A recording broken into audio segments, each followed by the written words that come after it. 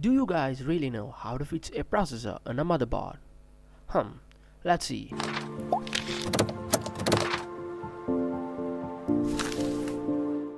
This is Castro K. Joseph from Castro Live, and in this video we're gonna see how to fix a processor on a motherboard. So this is a socket where we're going to place our processor. Now apply even pressure on the lever so that we can unlock it. Now we have unlocked it. Now remove the protective plastic shield and lift the metal plate so that we can install the processor. Now let's take the processor and we're gonna fix it. You can see the processor out there, and never touch on its gold plated areas that may harm or destroy your processor. You may see a triangle out there on the side of your processor, and same as there on the slot, so make it fit accordingly. Gently place the processor over the motherboard socket, and be sure not to press that, or if you press you may make some problems, so be sure not to press that.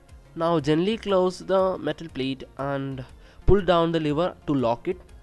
So you may need to use bit pressure, but that's fine. Now we have successfully installed the processor in the motherboard, and next we're gonna install CPU intercooler or CPU fan.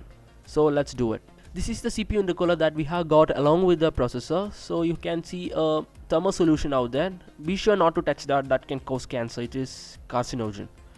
So you have 4 holes out there, and gently fix it and fits correctly. And you have 4 knobs out there, and just gently press this. Just turn the knob so that you can lock it to the motherboard.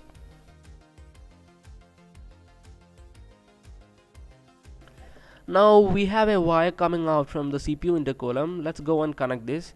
You can see a CPU fan slot on the motherboard. Just fits it out there. Now we have successfully installed both the processor and CPU intercooler. So that was an easy task. Don't you guys know that, right? Drop your comments and suggestions in the comment section below. We do love to hear from you guys. See you again in my next video. Till then, it's Castro K. Joseph signing off.